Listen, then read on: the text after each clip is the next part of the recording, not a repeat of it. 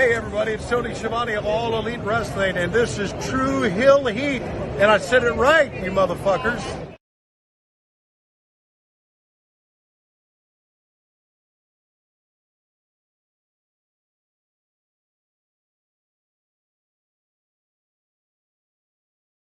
All right, ready when you are. Hey guys, I may have go away heat, but these guys have true heel heat. So you better listen to the podcast or else I'm gonna kick you in your fucking cock and balls. I'll get it.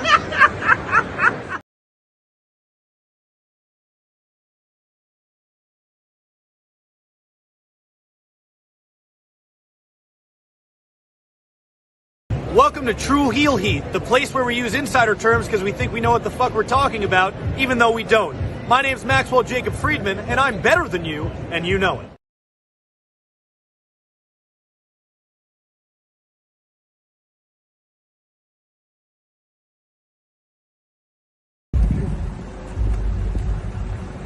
Yo, what up? You know what it is. It's your boy AJ Francis reporting to you live from New York City, the birthplace of hip hop. And I'm telling you that I'm only tuned in with True Heel Heat Wrestling. Holla at me.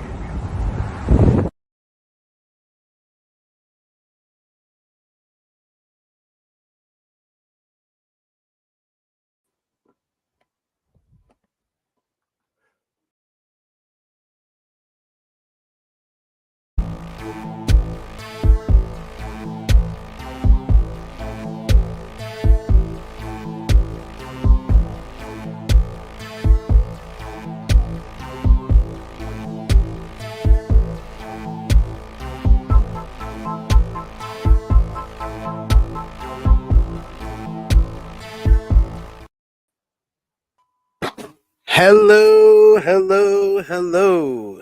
It is me, your True Heel Phenom, SP3, and we are live on the True Heel Heat Sports and Entertainment YouTube channel and True Heel Heat Facebook for our Power Book 4 Force Season 3, Episode 3. There's always a price to pay review. And of course, to discuss the latest episode from Power Force, I am joined by my esteemed colleague. She is your rant specialist, my co-host over on the True Hill Heat flagship podcast, the one and only princess of all the True Hills, Miss Krssi Love. How are you doing? What's happening, peeps? Good evening. What an episode this was. A lot of stupid ass mistakes and a lot of dummies that we see are in charge. But, you know, here we are for episode 3. They are Chicago Brothers Incorporated. I was like, that's what that stands for? Okay. Sure. That's just like a BMF, Black Mafia family. We just can't think of no names, huh? Okay. Chat GPT was definitely needed for them back then. Or right now. I don't know. Yeah, whenever they made the name. But we appreciate y'all for joining us live. We appreciate y'all for watching us on demand. Remember to show your appreciation back. The simplest way possible is by dropping a thumbs up on this video. You can also share this video with all your Power Book for Season 3 fans and family and friends on all your favorite social media platforms.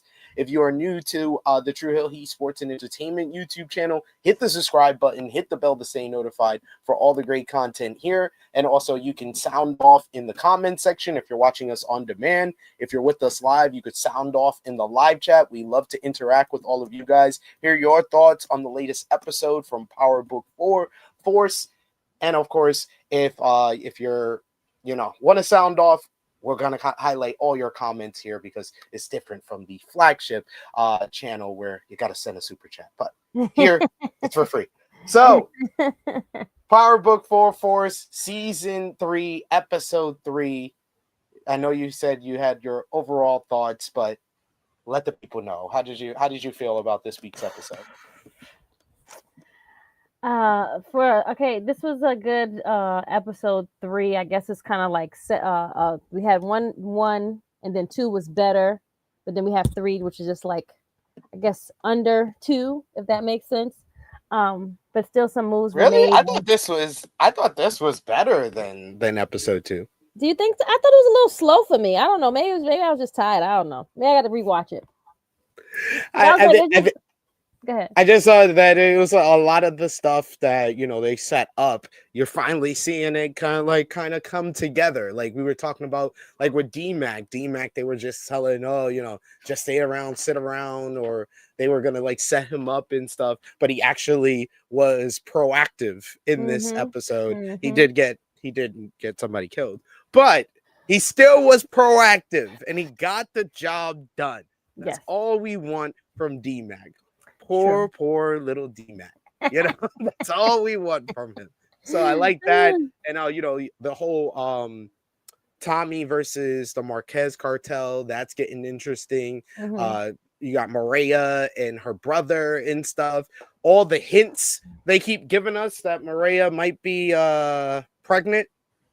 Because they're giving us the most subtle but very overt hints. Oh, my stomach hurts. Oh, this ice cream is so good. I was like, I've heard these things before. Meaning one of two things are going to happen. She will either die herself, pregnant, or, something. So, yes, something just. You can't do that to Tommy twice, right? Right? Yeah. But I tell you, this is what happens when he is in love with people. You know what I'm saying? He don't be thinking straight and just the stuff just be going sideways. Always with Tommy, but hey, he means well. He just wants love. That's all he wants. I mean, he really does, yes. But here we are.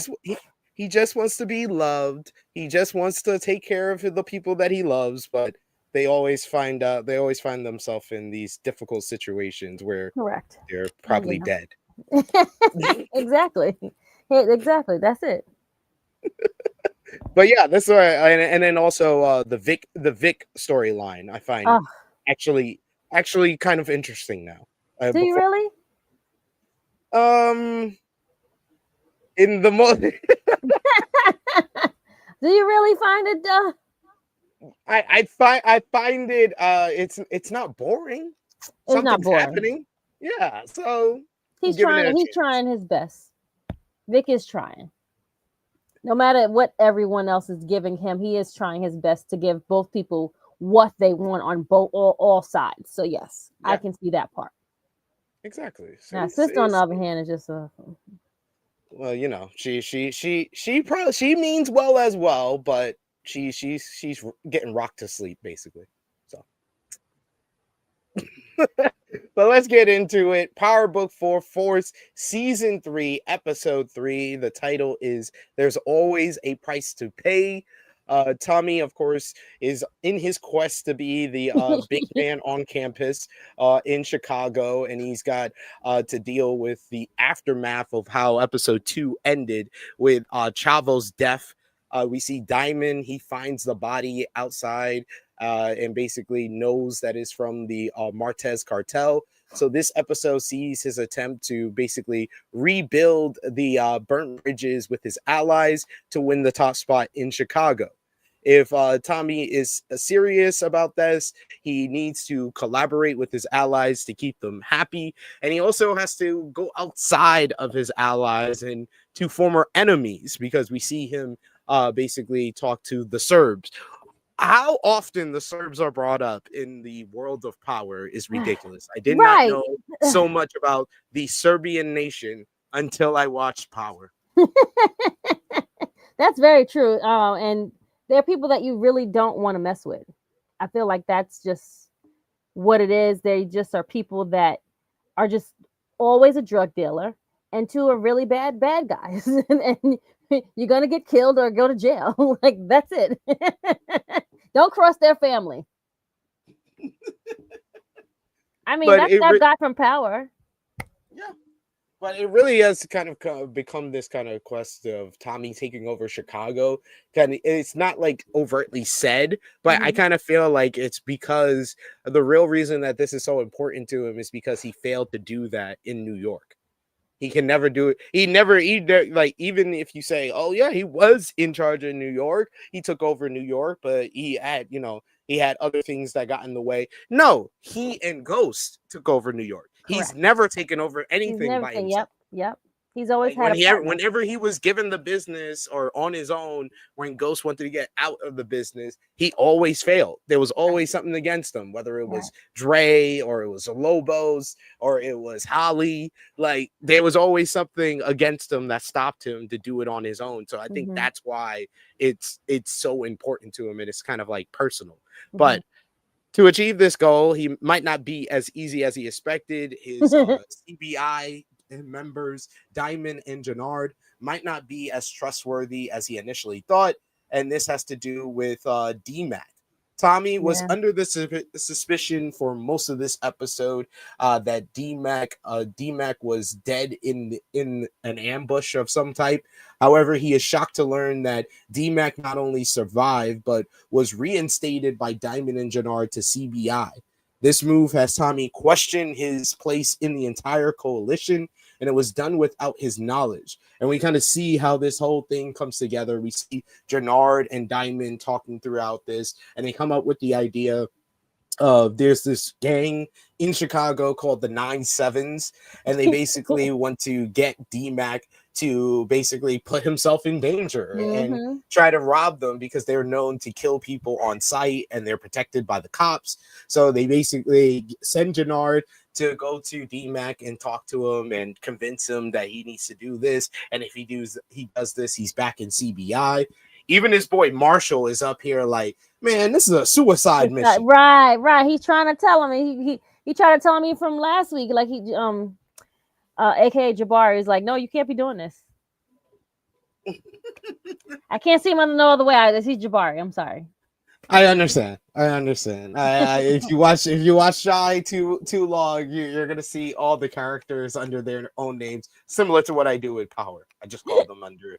Yeah, exactly. Anytime I see Joseph Sikora and anything else, I watched Ozark and Joseph Sikora was in it. I was like, man, look at Tommy. Yeah, look at Tommy out here. Look at Tommy in witness protection. Like Tommy's on this new show called Reasonable Doubt or whatever. And I was like, oh, look at Tommy. Oh yeah, I heard about that. I was like, I don't watch the show, but I heard he's on there. So I was like, oh, Tommy's making moves now, yo. He's on the good side or the right side of the law. Which one is it? Exactly. Before we get back into the whole D-Mac end of this story, you have other kind of storylines that they kind of juggle throughout this episode. You got Stacey Marks makes her first public appearance as a mayor candidate and immediately gets hit with questions about her imminent divorce that was revealed in the previous episode. The party rep makes clear that Stacey's candidacy now depends on the outcome of the Ortega case, which Power fans know will only inspire Stacey to even be more ruthless. Diamond also gets an unexpected visit from his ex-girlfriend Gianna, which just turns out to be a bittersweet aside because he has to tell her that he's not good for her. But she does tell him that she was wrong, that he was always good to her son, and that it wasn't his fault of what happened, and that she, that her ex-husband hasn't been shown around anymore, and she basically thanked him for it. She knows that he killed him, but she basically thanked him for it. Like, thank you for always, being there. Like, okay, well, I can't be with you, sis. Like, you turned your back on me, and you done called me all these names. Now you want to show up at my damn doorstep? Get out of here, yo. I don't know what you thought it was gonna be. Really good acting by Diamond in this scene, because you can tell like he just wants to jump on her. He wants to clap them cheeks, but he like forces himself to say no. Maybe choke. The way she held his hand, and for a moment like, he stood there. He was like, he had to be strong. He's like, I'm gonna be strong. But yeah, so back to kind of the main story, which is Tommy trying to put this whole coalition back together. You see Tommy, he comes up with this brilliant idea to go to the Serbians and basically try to offer them drugs because they don't have a connect anymore with the Marquez cartel basically getting cut off, and them also killing their boss, so they're not going to do any business with them, so they can't get any drugs from them. So he offers them drugs and wants to make kind of a deal to basically make Ortega's life a living hell.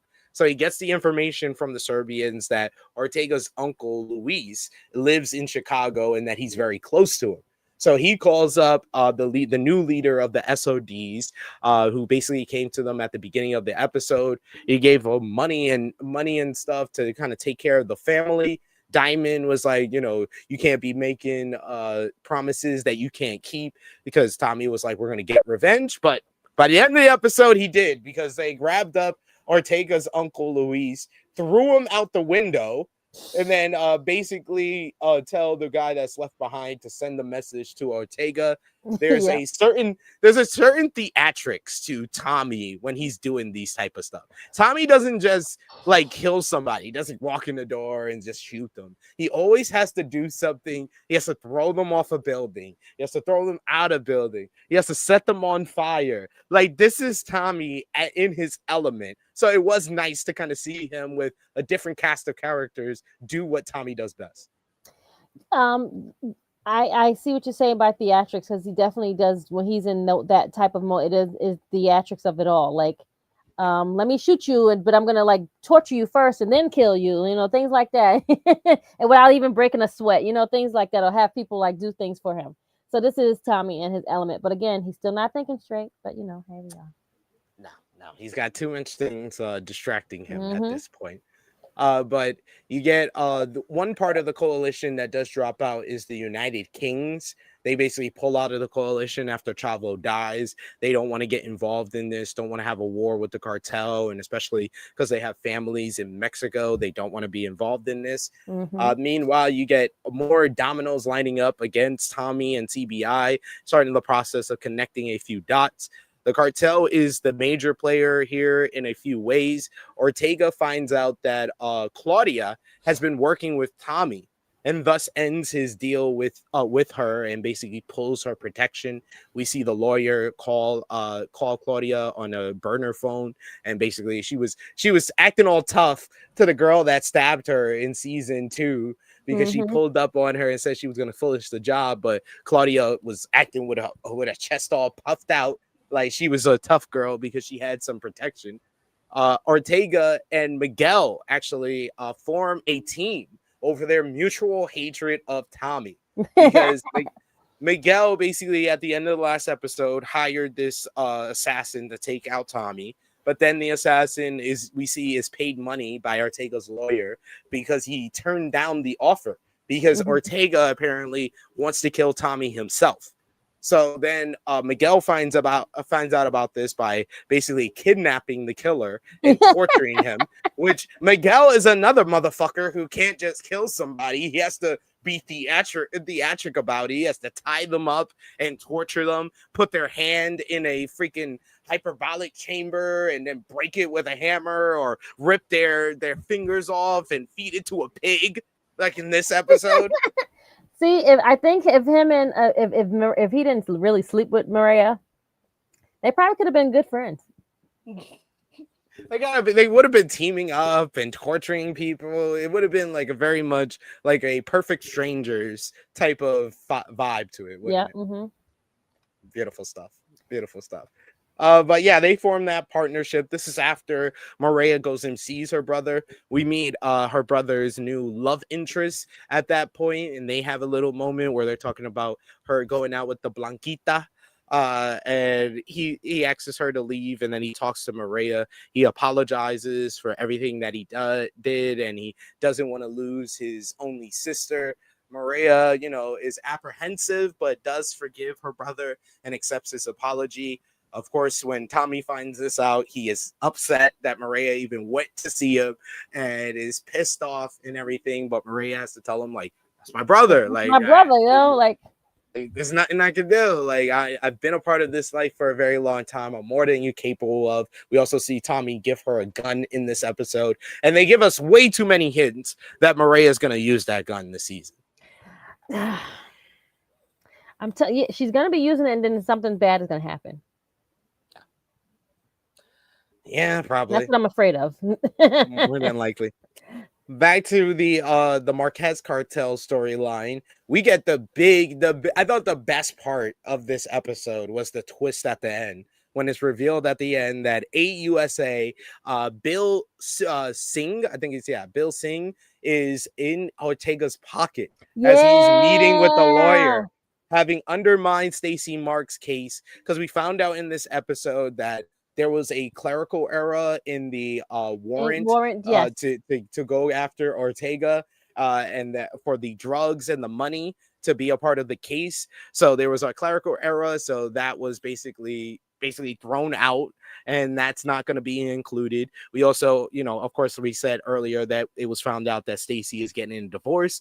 And then at the end, it's revealed that Singh is the one who's behind all of this. He's the one that leaked the news that she was getting divorced to the presses. He's the one that is basically made the clerical error so the drugs and the money wouldn't be involved in the case. And he's talking to the lawyer like he fucking hates Stacey. And it was obvious in season 2 that he had some animosity toward her, but it's totally turned into full-on hatred. The fact that he's doing these small acts of making an intentional typo on the warrant and exposing her. What did you think about that reveal? I thought that was brilliant. I didn't see that coming. No, I thought that was real. That was, like you said, that was one of the best parts of this episode, where we would have never even seen this guy coming. Like we wouldn't even have thought of if somebody or they had someone in their pocket that was already working with the feds.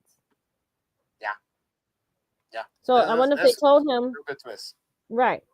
I wonder if he let them know about Vic.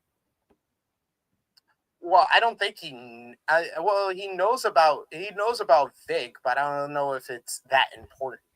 Right, because I think only people that really knew about Vic was Stacey and her husband. Yes. Yeah, that Vic was still alive. Yes. I don't know if did she ever tell the other agents? No, I don't think she told the other agents that he's alive or whatever. Because remember, they keep telling her to just take this win. We got this. Let's just stop, worrying about these things. And that's definitely something that they don't know yet. So I just answered my own question. Yeah, but he was asked at the end by the lawyer, tell me everything you know about Tommy Egan. Mm-hmm. And he just had this look on his face like, where do I start? Right. It's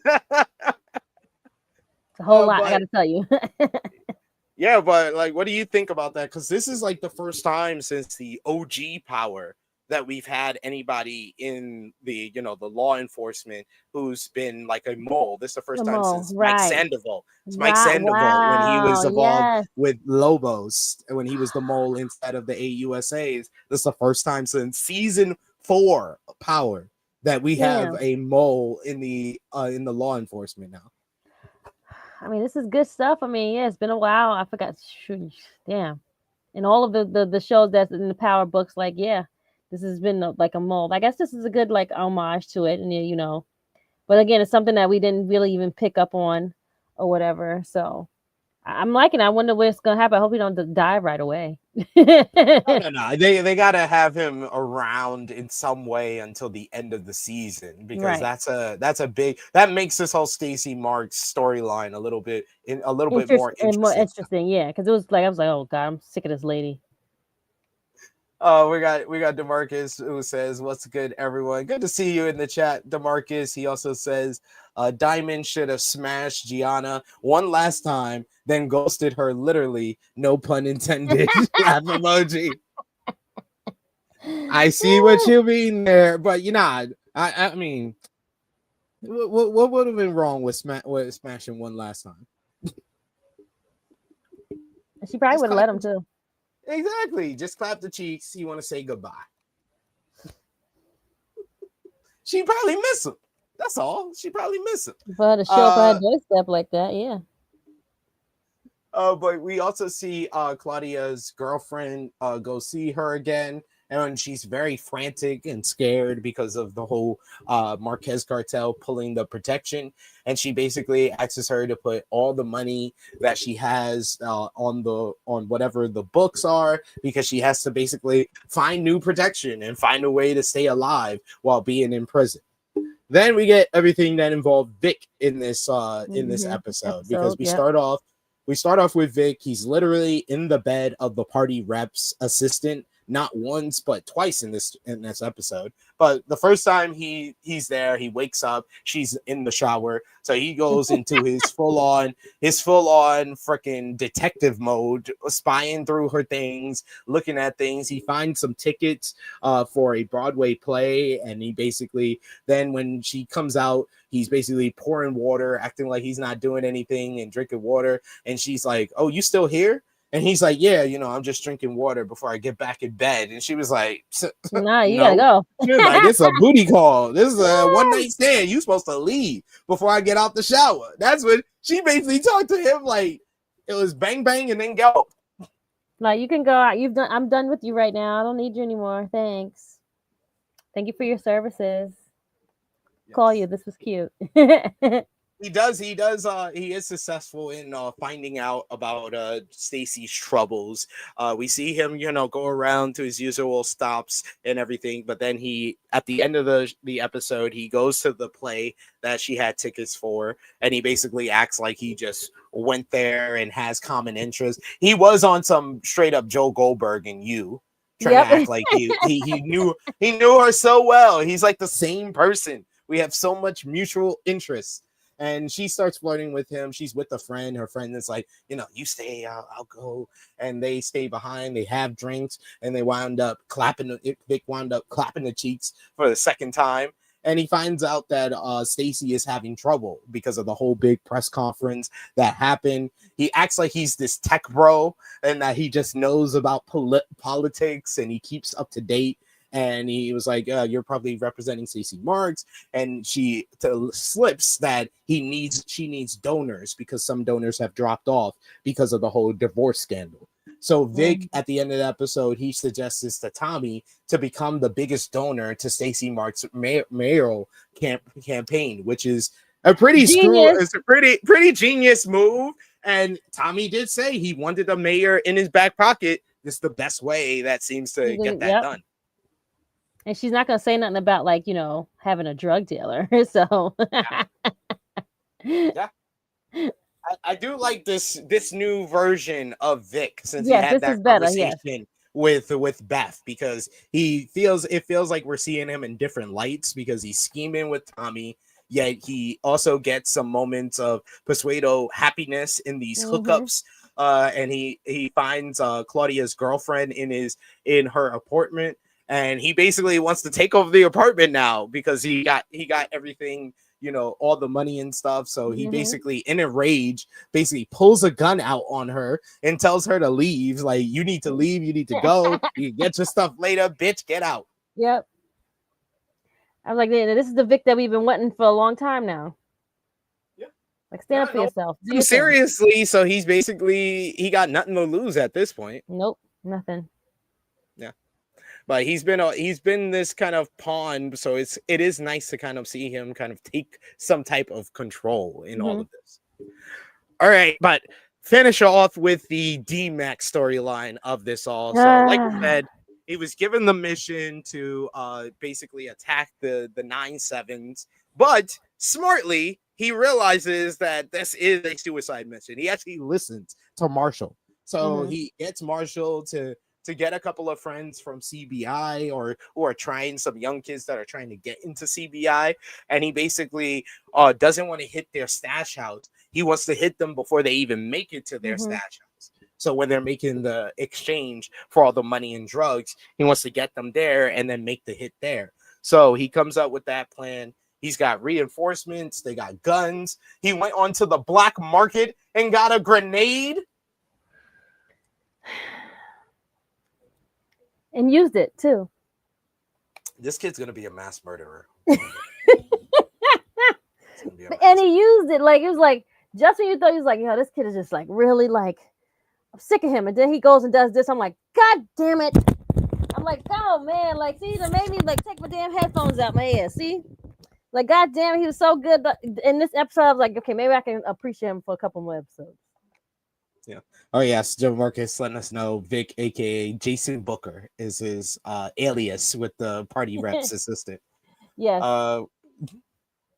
We got DeMarcus talking about Miguel's pig, Big Bertha the pig, and he says it symbolizes the furnace in raising Canaan to get rid of all the evidence. I wonder if Miguel fed Che's son Armando to a pig. Maybe. Might be onto something there. DeMarcus says Vic and Stacy better hope Claudia don't get her hands on Ray since Vic pulled the strap on Elise for Claudia's apartment. I mean, yeah. I mean, if Claudia want to get revenge, because Claudia was in her beast mode, that was someone else who had a perception change in this episode, which we'll get into. DeMarcus says Tommy leaving Gabriel Ortega alive will come back to haunt Tommy. Yeah, I don't know. If you could get a burner to him, you can find a way to do a Dre to him and put some towels in there and light that solitary confinement on fire. Just do what 2-Bit and Spanky did to Dre. Just set him on fire in the solitary confinement. That's true. Damn, you're bringing up old episodes. Good stuff, man. Good old Spank. Dion says the closest we've had to a mole since Sandoval was the dirty cop that was smashing Monet. Nah, not really. Not really. I wouldn't really call him that because he wasn't ever that important. He wasn't like a mole. He was using the information to inform Monet, but he wasn't really kind of like working against a task force that's going after the particular person. I feel like that's different. Sandoval singing this episode, I feel like that's different from just a dirty cop. I get what Dion's saying, that it's the closest thing, but yeah, you're probably right. It is the closest example of someone in law enforcement being dirty. True. And we got DeMarcus who gives us the names of the crew that DMAC assembles, which of course is Marshall. You got Taker, Smiley, and Nutty Boy. DMAC was very excited to see that Nutty Boy was here and saying he's big as hell and that he's going to definitely be a part of CBI. Spoiler alert, he would not. So they make this hit on the 9-7s. They bust on them, and they was like, "You don't know who you jacking." And he's like, "You know exactly who we jacking." So, but it leads to the cops that are a part of the 9-7s crew. They pull up on them. They start shooting at them. A whole shootout starts. That Nutty Boy gets shot down. A couple of their people, the 9-7s gang, get shot down and killed. And then DMAC makes everything worse by throwing a grenade and getting the fuck up out of there and blowing up the whole place and killing a whole bunch of more people. Hey, I mean, listen, by any means necessary. Like, hey, they got the money and the drugs, though. Yeah, that's what I'm saying. They had to do what they had to do. Like, thank God he was thinking on his toes, because. Hey, but when they get back to Marshall's apartment and DMAC is all happy that they got the job done, they got the mission done. You can see Smiley is not so smiley anymore. He's very depressed because Nutty Boy got killed. He actually, DMAC actually takes care of him. He does the right thing. He gives him some of the money from the hit. And he basically gives it to him, tells him to give it to Nutty Boy's family and that he will always be remembered and that he's for a CBI for life and stuff like that. So we'll cap off with what happens at the end with DMAC shortly. But going back to Claudia, you get Claudia. She basically gets approached by the girl that stabbed her before with her whole crew. And they basically get everybody to go out of the laundry room. So they can take care of this with Claudia. So her whole crew is there. Claudia is all alone because she doesn't have the Marquez cartel hitter anymore. But she basically, the girl tells the crew to basically be, or Lady Z tells the crew to basically grab her. And the crew just stands there. Yep. And then Claudia says, grab her. And they grab the Lady Z. They pull her up against the dryer. And then Claudia basically gets a shiv. And she says, she whispers in her ear, she says that she's the white devil and that this is how you get the job done. And then it just starts, boom, boom, boom. Yeah, stabbing her right in the stomach, killing her dead and calling herself the white devil who's got her new crew. And I was like, Okay, we unlocked the new side of Claudia. This is what a lot of Power fans wanted when they for her. put Tariq in prison back in Ghost season 2. They wanted to see Tariq have to use his resources, come up with different ways, come up with different things to survive. But we didn't even get that. We got like one episode of Tariq in prison. So at least we got it here. He's like Dominic. One day in prison, and now he's a gangster. Yep. That's so funny. We got DeMarcus who says Bill Singh will cause Roberto Ortega and Claudia to get released from prison for the wrong address on the warrant. So could be. I can see that. He also says D-Mac better hope Smiley don't snitch. Yeah, that's what I was worried about. The fact that Smiley switched up so much after Nutty Boy died. Like, if he gets stopped, if he gets approached about any of this, he gonna snitch real quick. He gonna sing like a damn. Sing like a canary. Yep. DeMarcus says, imagine if Bill Singh and Tet Chan, which is the lawyer for Ortega, find out that D-Mac is Tommy's nephew.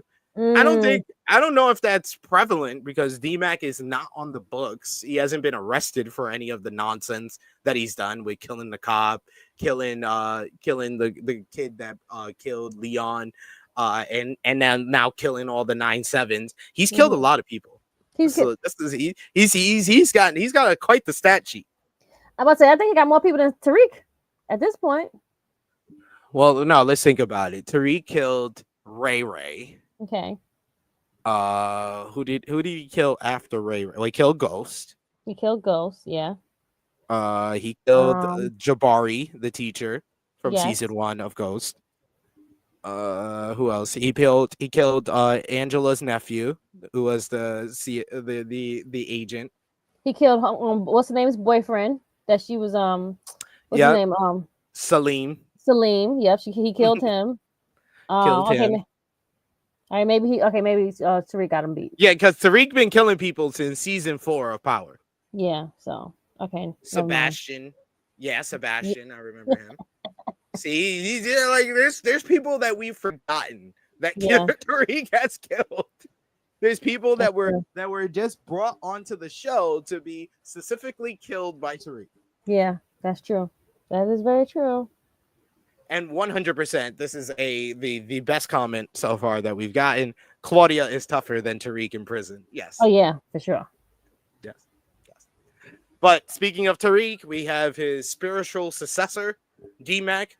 He closes the episode.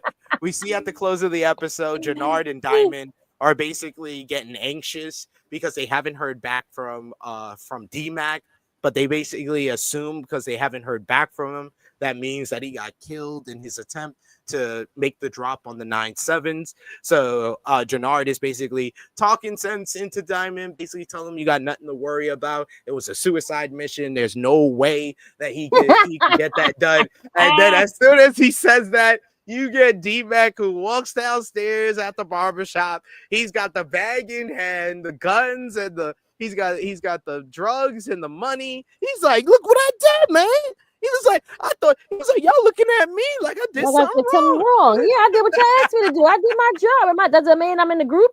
I'm in the crew? He's like, I did what I had to do. We got the job. We did what we needed to do. We took care of CBI business. So does that mean that I'm back in the crew now? And Jenard and Diamond just have their jaws on the floor. They have to pick them up collectively to be like, you know what? We basically got to improv this idea at this point. We got to keep them close. So Diamond tells him, yeah, man, welcome back to CBI. So they shake hands, and as soon as they're shaking hands, they close up on the hands, and then we see someone come down the stairs at the barbershop. It is none other than Tommy. And he says, what the fuck do you mean, welcome back to CBI? And that's how the episode ends. I was like, that's the best ending of the season so far. That was great.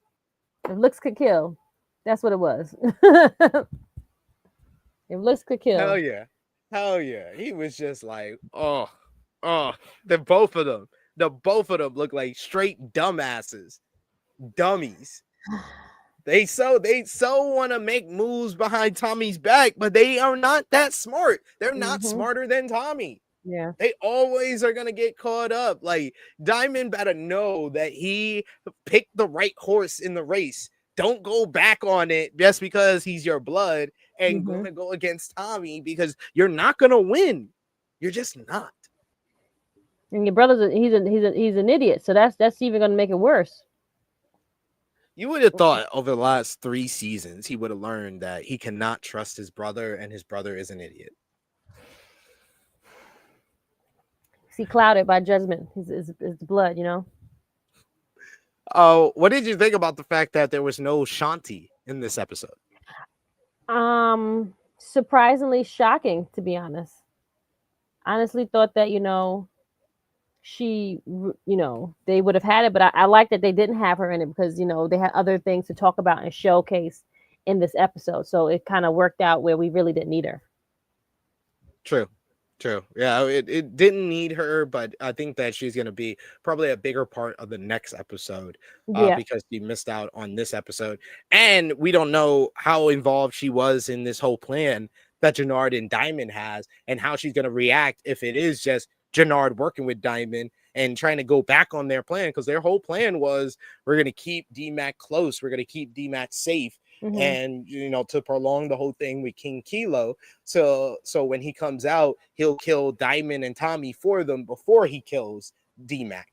But he went up against that by trying to get D-Mac to die in this whole hit against the 9/7s, because he definitely thought that was going to kill him. Yep. Nope. They must have didn't think about how this kid got like 9 lives. And he is kind of smart. He do stupid shit, but he is kind of smart. He's book smart. Right. He's book smart. He's not street smart, but he is book smart. But he want to be street. He want to be in the street so damn bad. Yeah. But he doesn't really need to. He doesn't really need to. DeMarcus repeating himself again, saying Tommy leaving Gabriel Ortega alive was a huge mistake. Gabriel Ortega is a loose end. So now we got this new threat of Ortega working with Miguel. How do you think that's going to play out for Tommy? Is it just going to make things even more difficult with his enemies coming together? Yes. And then, of course, the promise that was like made between him and Maria and her brother, all of them are all just like lying to each other, but they're still trying to kill each other, but I'll have other people just do it for them. Yeah. So that's going to be one of those ends that he has to like take care of. So yes, it might like, bite him in the ass, but I'm sure he'll prevail some kind of way. Well, Tommy always going to figure out a way to prevail. So we'll see how that threat of Ortega, but he's got a lot of threats against him. You got Jenard and Diamond working against him. You got D-Mac wanting to be in the game when he's telling him that if I'm in the game, you're out.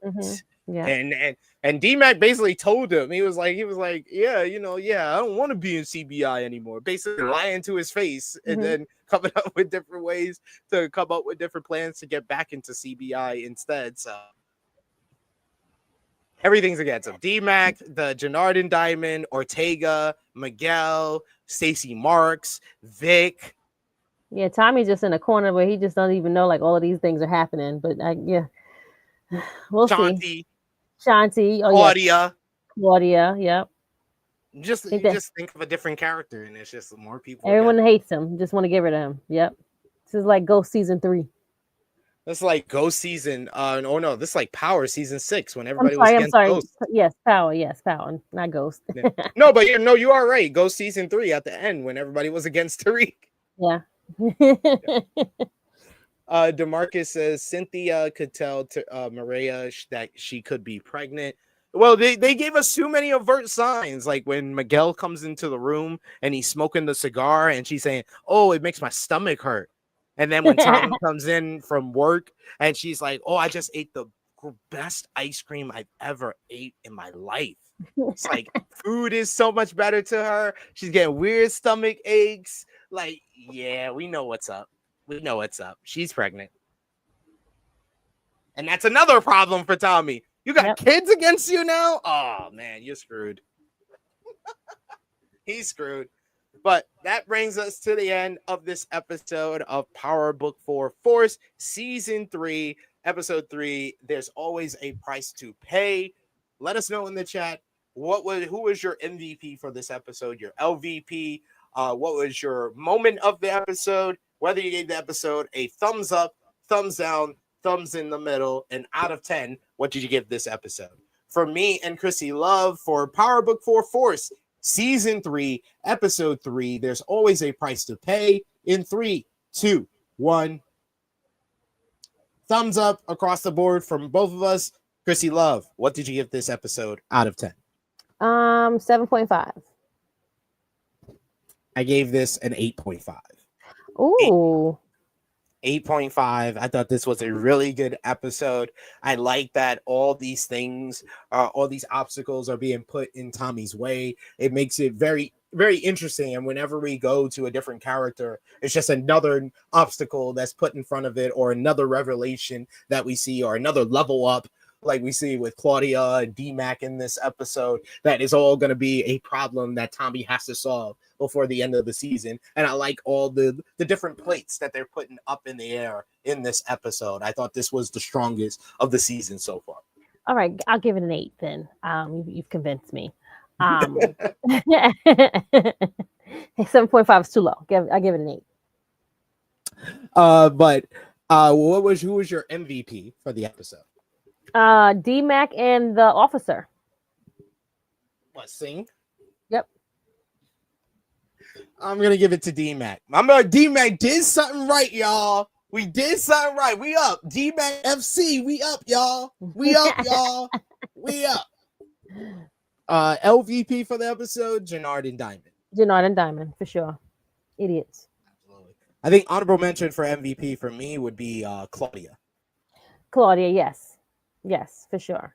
And yes, because she, got revenge. She was like, I was going to get that girl. She said she was going to get her eventually. And look what happened. She did. She definitely did. What was your moment of the episode? Claudia's moment when she got homegirl, and then when the cop was talking to the lawyer.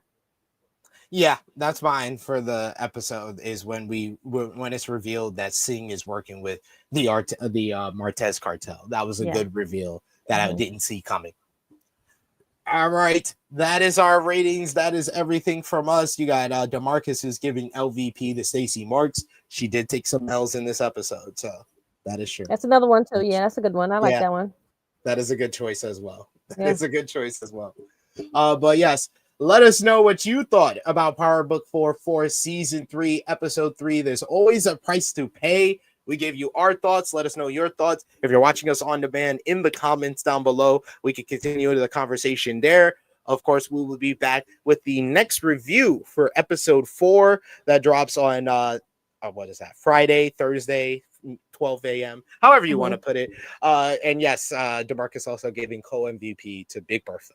Yeah, for sure. Big Bertha supremacy. But yes, let us know what you thought. Drop the thumbs up. Share this video with your friends. Miss Krssi Love, thank you as always for joining me. Let the people know where they can follow you on social media and when they will see you again. So you can follow me, Krssi Love _1, or True Hell Krssi Love, or just my plain name. And I will be back here with SP on Saturday for our flagship show, True Hell Heat. And I'll see you next week for our next Force review. There you go. Go over to True Hill Heat Wrestling YouTube channel if you haven't already. We got plenty of new content for you to enjoy. We had our full AEW Full Gear review. We got some clips from that review going to be dropping on the channel. We had our flagship podcast on Saturday with me, Krssi Love, and the True Jaw Josh, as well as Chris G. Yes, Chris G joining us, breaking down all the action in pro wrestling for last week. And yes, we do watch Bel Air. I do know that is dropping, I believe, this week, if I'm not mistaken, on Wednesday. I think it's dropping the same day as Stranger Things. So there's going to be a bunch of new shows that we are going to be reviewing here on the channel. I don't know if we'll be doing weekly Bel Air reviews. We might be doing like 2-3 episodes at a time because of the drops that they do. They do multiple episode drops. So we might be doing couple of episodes at a time, but we will be reviewing Bel Air's final season. We will be reviewing Stranger Things final season. I will be dropping probably be dropping a preview for the season or just reviewing it. I don't know what we're going to do, but definitely on the first review, I'm going to do a character tier list because I just rewatched seasons 1 through 4 for Stranger Things. So nice. Got to talk about it. And no, I have not watched it. I've heard a lot of good things. about it. Yeah, they got a TV show. No, they got a TV show. What? Okay, they made it to a TV show. Interesting. Okay. Yep. Oh, so Bel Air dropped this morning? Oh, I know what I'm watching before Raw. Bet. What? Thank you. Thank you, DeMarcus. Thank you for the information. I'm going to be watching it now before Raw starts. But that is Krssi Love. It is me, your True Hill Phenom SB3. Hit the subscribe button. Hit the bell to stay notified for all the great content. Check out True Hill Heat Check from earlier today with me and Krssi talking about who has the better legacy between LeBron James and Steph Curry. And we gave you our top 10 best current NBA players in the league right now. So go over and check out True Hill Heat Sports and Entertainment for the True Hill Heat Check podcast. And of course, me and Krssi will be back with Power of Force review next week. For Krssi Love, it is me, your True Hill Phenom SP3. This has been our Power Book for Force, Season 3, Episode 3. There's always a price to pay review. We are signing off until next time. Laters.